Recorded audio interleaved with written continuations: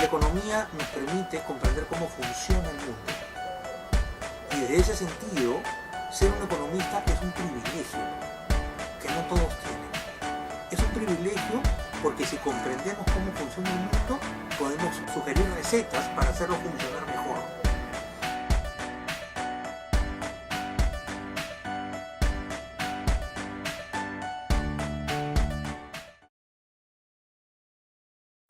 Hubo dos razones importantes para estudiar economía. Una razón medio soñadora y otra razón práctica. La razón soñadora fue que yo siempre he creído que tenemos que colaborar para que en el mundo haya mayor bienestar. Tenemos todos que ayudar a que haya menos exclusión, menos pobreza, menos desigualdad y más oportunidad para todos. Ahora, yo a su vez creí que la manera de hacerlo era a través del estudio de la economía, porque la economía en realidad en el fondo lo que te permite comprender son básicamente dos cosas. Primero, cómo funciona el mundo, y en segundo lugar, cómo deciden las personas lo que deciden. Entonces siempre creí que la economía debía servir para algo. Y por eso tomé la decisión de estudiar economía. Y la segunda razón, que es la práctica o pragmática, era que yo nunca fui muy bueno en matemáticas, pero tampoco tan malo. Y nunca fui muy bueno en letras, pero tampoco tan malo. Entonces tenía que buscar una carrera que tuviera tanto de matemáticas como de letras. Y averiguando en ese entonces, tenía pues 16 años, mis padres me apoyaron en buscar algo que estuviera más o menos en el medio, pero yo siempre quería algo de economía. Y justo unos expertos me explicaron que la economía cumplía con ese requisito. Y dije, pero genial, entonces si es que va a combinar matemáticas con letras y va a servir para que apoyar, digamos, a que el país progrese y esté mejor, entonces bienvenida sea. Y aquí me tienes.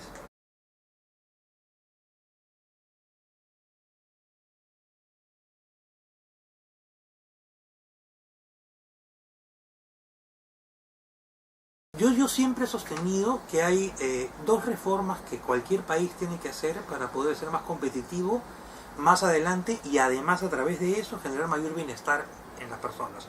Una es la reforma en educación y otra es la reforma en salud. Lo que pasa es que es fácil decir, hagamos la reforma. Es difícil implementarla. Yo creo las siguientes cosas. En primer lugar, las reformas profundas en educación y salud deben aplicarse al comienzo de los gobiernos. Porque cualquier transformación importante tiene que hacerse en un periodo en el cual la población está gozando de una especie de luna de miel con el presidente o la presidenta electa. Y eso es el comienzo. En segundo lugar, yo creo que toda reforma a nivel individual genera ganadores y perdedores. Lo que tiene que tener la reforma es un método de compensación con los perdedores, para que la sociedad como un todo salga gananciosa. En tercer lugar, debemos tener ya muy claro que reformar la educación no solo consiste en hacer más colegios, que indudablemente que es bueno, sino que consiste en mejorar la calidad de la educación. Y eso pasa por cambiar la forma como se da la educación básica en el Perú.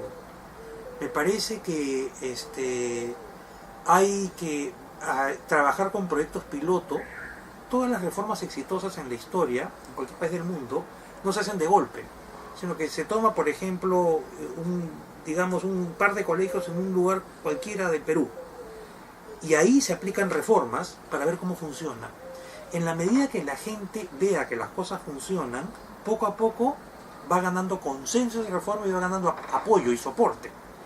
Entonces, mensaje: las reformas no se pueden imponer de arriba hacia abajo como si vinieran de un conjunto de sabios. No, tienen que hacerse de a poquitos con la población beneficiaria, que van a ser los mejores jueces de que las cosas van mejorando o se están quedando.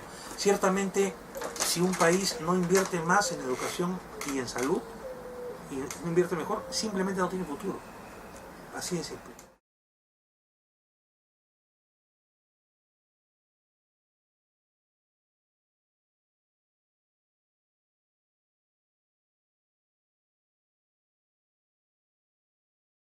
A mí me parece que en los últimos 40 años, por mencionar un periodo de tiempo, la soberbia que tenemos muchos economistas ha sido muy dañina. Claro. Hemos creído que cuanto más matemáticas le poníamos a un modelo, sí, mejor era, o demostrabas que sabías más. Y en el fondo lo único que se ha logrado es que los modelos se han alejado totalmente de la vida real. Sirven para la pizarra, sirven para ver en la pantalla de la computadora, pero cuando tú dices quiero aplicar esto en la vida real, te enfrentas con otra cosa completamente diferente. Yo creo que tenemos que desmatematizar un poco la economía y agregarle mucho más intuición. Entender que las matemáticas son solamente una herramienta para la economía, pero no son la economía. Nunca lo han sido, ni nunca lo serán. Creo que tenemos los economistas que ser más humildes. Darnos cuenta que lo que sabemos, por alguna razón o por otra, genera crisis y no aumenta el bienestar. Entonces tenemos que bajar la cabeza y empezar a leer, a estudiar más, a ver qué cosa está pasando.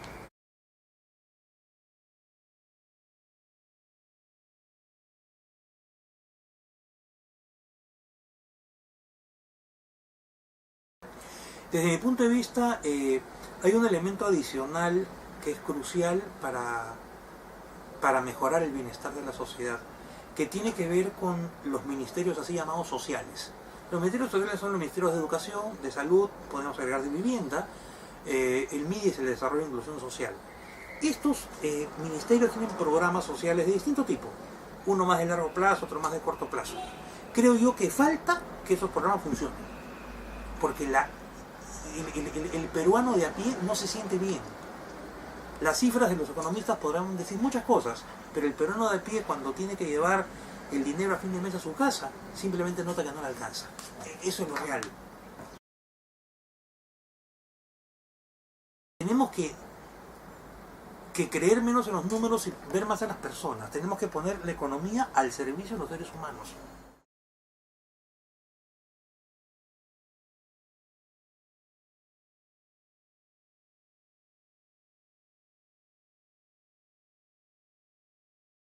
La respuesta es depende. Depende de cómo se implemente la ley. A mí me parece que lo que tenemos que preguntarnos antes es por qué hay minería informal. Esa es la pregunta que tenemos que hacernos primero, porque si no tenemos claro ese diagnóstico, no tenemos clara la salida, ¿no? Yo creo que gran parte del problema de la minería informal responde a dos cosas.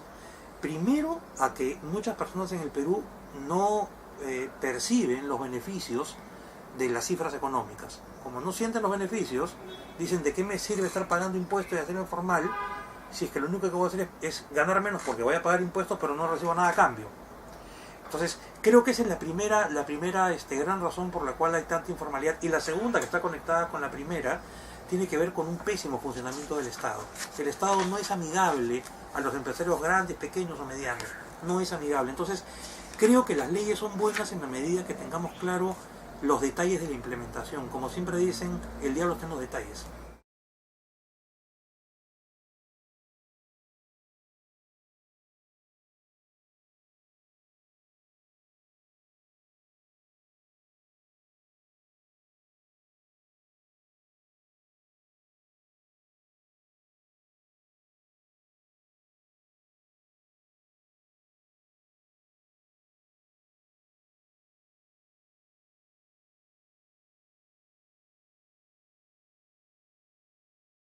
Primero, muy claro lo siguiente. El Perú ciertamente tiene una mayoría de exportación de productos primarios, eso lo sabemos todos. Sin embargo, ser primario exportador no implica estar condenado al subdesarrollo. Claro. Miren los ejemplos de Noruega, los ejemplos de Australia, Nueva Zelanda, Canadá, que son países muy avanzados, en términos de calidad de vida estoy hablando, y son primarios exportadores. Entonces el dilema no está ahí, el dilema está en lo siguiente.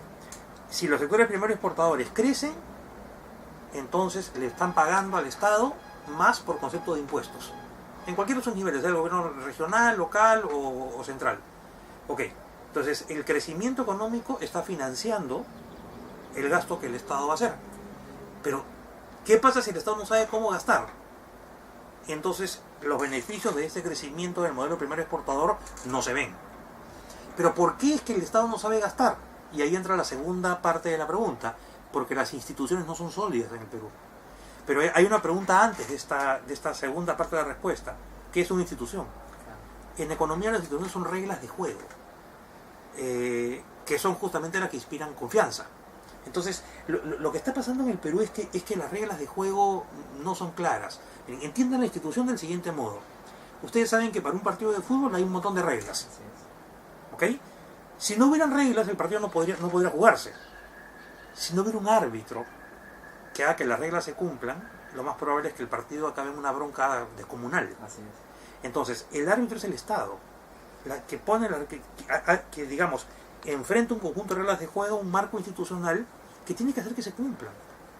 Entonces, creo yo que el Perú tiene que trabajar mucho en mejorar el nivel y calidad de su clase política, para que esta clase política pueda supervisar, monitorear o como quieras llamar, que estas reglas de juego se cumplan y se cumplan para todos sin distinción. O sea, no puede ser que haya solamente una porción de la población que tiene acceso a todo y una gran parte de la población que no tiene acceso a nada. Esa regla de juego está mal, tenemos que cambiarla. Y ese cambio supone una reforma del Estado para que como bien dice Jürgen, podamos avanzar. No es un tema de depender o no depender de un modelo primario exportador. Krugman recientemente dijo que ese no era el problema. Claro, hay países que no son industrializados pero tienen un nivel de vida altísimo. Entonces, el tema está en cómo hacemos que el Estado funcione. Esa es la pregunta.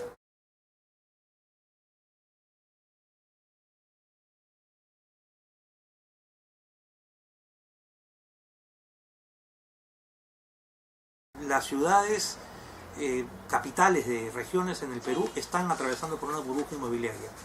Y es fácil verlo por dos razones. La primera es que si uno chequea la evolución del auge crediticio desde el año 2005 hasta ahora y su impacto sobre el precio de las viviendas, va a ver claramente que los precios de las viviendas están fuera de sitio. La gran pregunta no es si en este momento sí hay o no burbuja, yo creo que sí hay. La pregunta es si su colapso va a arrastrar o no todo el sistema financiero, que no es lo mismo. Hay dos maneras de desinflar una burbuja, como si fuera un globo, ¿no? Una forma es que lo pinches, en cuyo caso colapsa la burbuja, y otra cosa es que tú abres el globo para que poco a poco salga el aire. Si es que el gobierno, a través del Banco Central y de la SBS, tiene claro que puede ir sacándole el aire de a poquitos, puede desinflarse la burbuja, con lo cual perderían las empresas constructoras, perderían las inmobiliarias, probablemente algunos bancos pierdan algo, pero no se hace crisis. El problema es que yo no veo ahora que las autoridades en el Perú estén haciendo algo al respecto.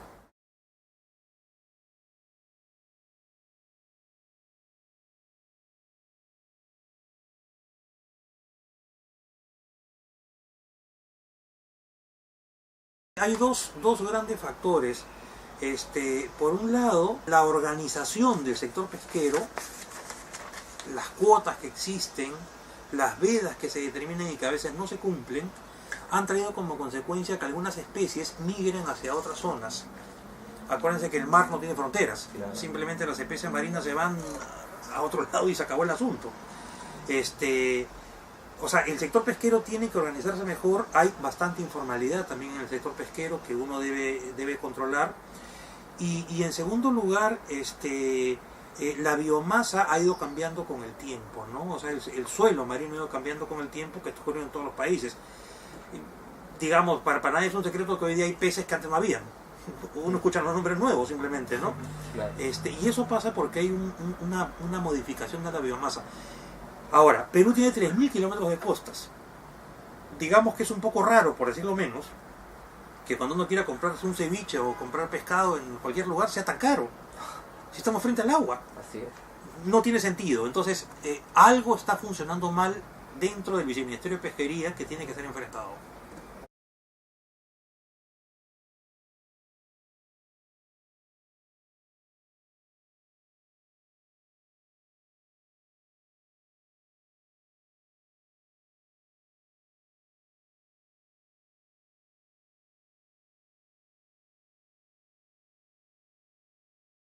Respuesta corta y contundente, porque no se han hecho reformas.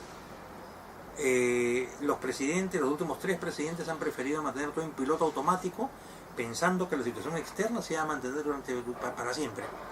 y no han hecho las reformas necesarias a nivel institucional para que nuestra economía funcione como lo has mencionado tú, Chile o Colombia, que son economías que tienen reglas de juego más claras y hay más confianza.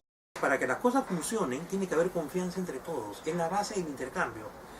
Y yo siento que en el Perú no hay confianza. O sea, el gran problema de fondo, pero que está debajo de todo, es que en el Perú nadie cree en nadie. Entonces, hay que buscar la manera de que ese marco institucional que se reduce a la palabra confianza vuelva a aparecer, si es que existe algún día.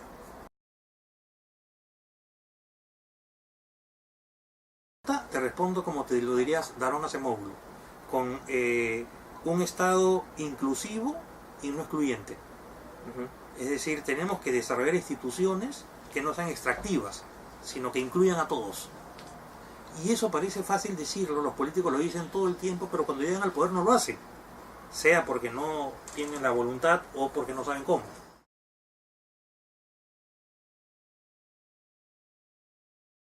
Primero, hay que ser humildes en la economía. No le hemos ganado a nadie todavía.